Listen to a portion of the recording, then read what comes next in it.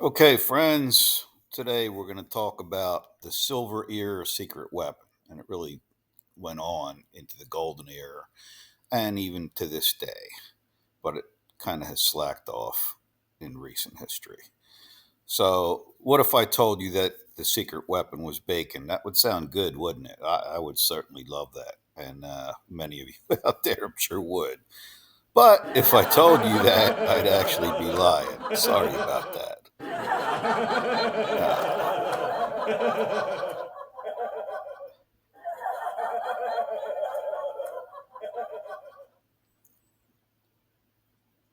Uh, And the truth is that the secret weapon is beef liver, the bodybuilder's superfood. You see that? Yeah, I know. I used to hate when my mother used to make liver and onions once in a while when I was a kid. But there's other ways to consume liver without having to actually eat it as such. Some people love it. Anyway, we're going to start with this article that was about uh, that past gentleman that did this diet that came from Vince. Now he was in the '60s, so that would be the golden era. But and this was his pre-contest diet, so this is not his everyday, bulking or anything like that kind of diet. But you can see where several times a day he took the supplements, and 60 liver tablets and 30 kelp tablets were part of that. And of course, germ oils, liquid amino acids, multivitamins, etc. Now, Vince Gironda, and this is one of the better pictures I've seen of Vince. He's really ripped here. His legs look a little better than usual, but of course, he was absolutely dead set against steroids throughout his career. Um, and he believed in a lot of raw things, raw eggs, raw cottage cheese, raw, yeah, everything, everything made out of raw milk. I consume raw milk myself. I think it is superior to any other kind of milk. It has stuff in there that regular milk does not. Um, Another thing that they used back in those days quite a bit was gelatin, which incidentally contains collagen, which is all the rage now. In fact, my wife uses collagen regularly. And so this was, Vince mentions the article that contains all of his nutritional ideas. Now, this was 95 uh, Iron Man. And he talks about this trick for, you know, gaining muscle. In fact, take two desiccated liver tablets every hour for 2 weeks and watch your measurements grow. And he says that he put an inch on his arm measurements without any extra workouts in that regard. Now, it as it says here, that may sound a little bit far fetched, but certainly, Joe Weider made claims like that all the time about his supplements, largely BS, honestly. But a lot of people have used liver over the years, and it's sort of having a comeback lately. In fact, I'm taking it myself right now. Um, and I take Liverglandular. That's very actually cheap from Swanson Vitamins.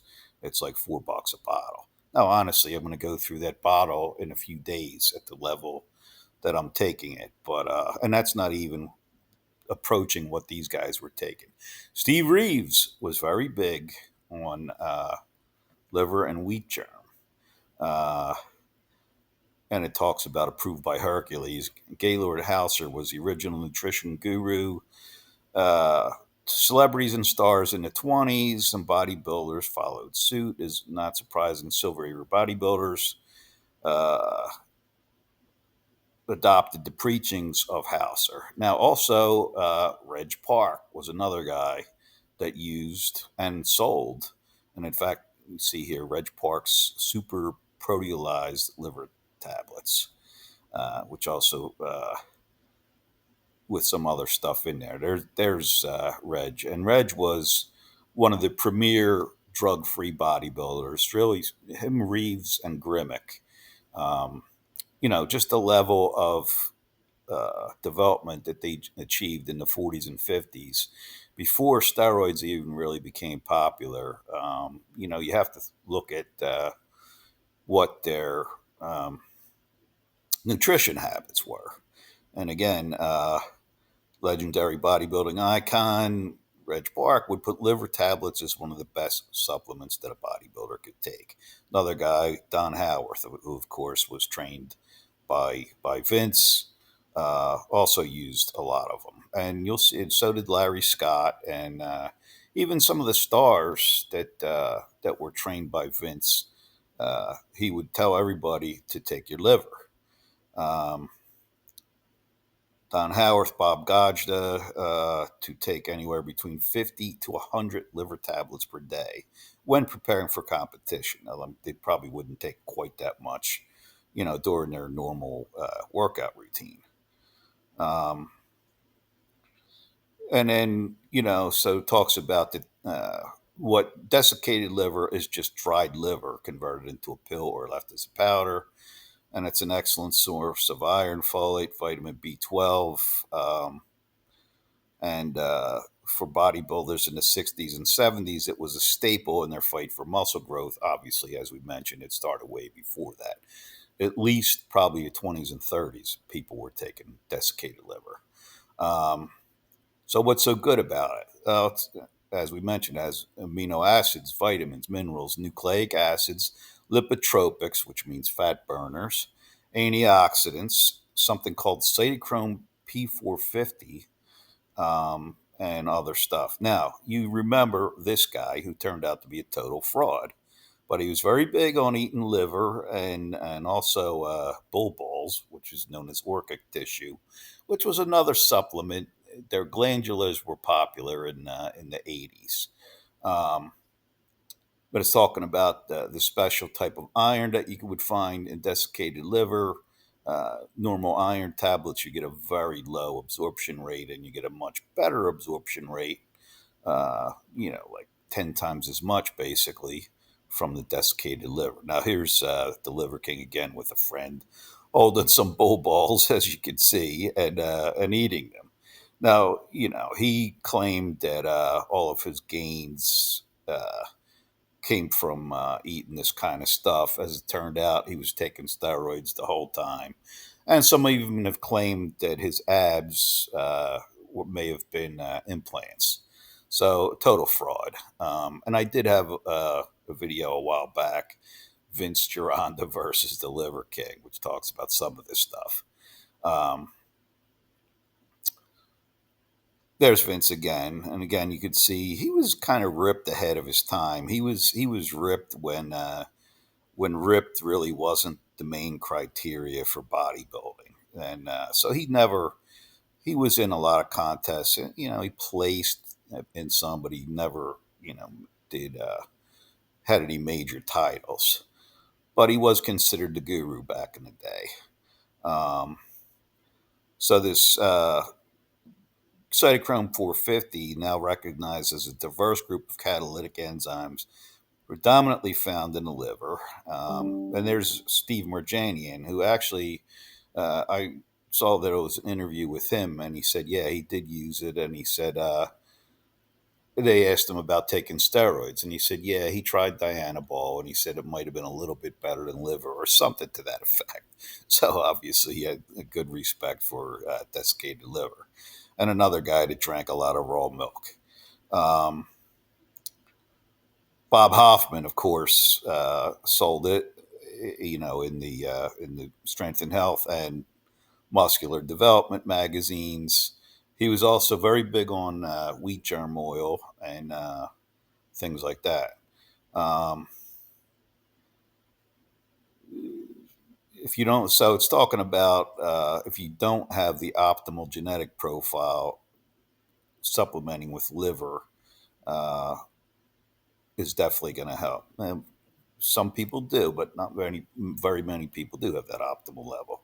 So here's Tom Platz, and obviously he was taking pretty good doses of steroids in his heyday. obviously known for his huge legs, but he talks about in the earlier days, brewer's yeast, desiccated liver, and other food extracts. There wasn't engineered foods. Uh, there one a day vitamins, stuff like that. And he talks about taking up to 20 or 75 desiccated liver pills a day. So it's an organ meat, potent source of nutrition. 3 ounces of liver contains 22 grams of protein. Another guy that talked about it, and this was only about 8 years ago. Unfortunately, Rick passed after that. But he would have this Rick's tip of the week.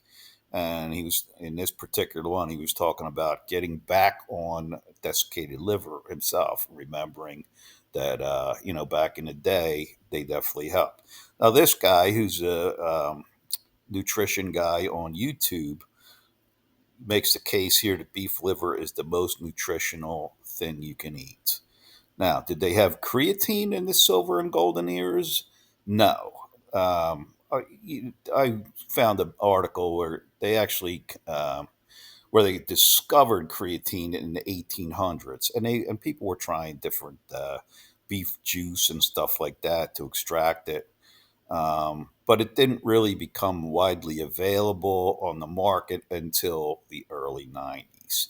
And yeah, I didn't want to post all the stuff about the whole history of creatine because I didn't think it was worth it. Um, and I even talked about chicken soup. How everybody thinks chicken soup is a cure for everything. Uh, Might have been because it had creatine in it, among other things. So let's cut to the chase. With the creatine at least. So it didn't, this article was from 2007. And at that point, everybody was taking creatine, in every sport. And, but it is relatively new, in, uh, in contrast to desiccated liver and stuff like that. Now we have another fairly new thing called TMG, which is actually betaine anhydrous, which is in a lot of pre workouts. Some people like it and some people don't. It kind of gives you a weird feeling, but it's also known as TMG. And again, I get it. I've been taking a couple of these a day and it's 434 for 90 caps, which if you take two a day, so that's like a month and a half. What else should you be taking if you're a natty these days? So I would say creatine, absolutely. TMG is a good idea. Test boosters, again, if you're under 40, you shouldn't really need test boosters, but there seem to be a lot of guys on TRT that are even younger than that. I currently am taking Tungcat Ali and Terkesterone, and I think that they're pretty good. And I've tried different things, and I'm always kind of switching up my formula with that. But again, like I'm saying, if you've never used the juice and you're under 40, you shouldn't need test boosters. But if you do, there's some decent stuff out there.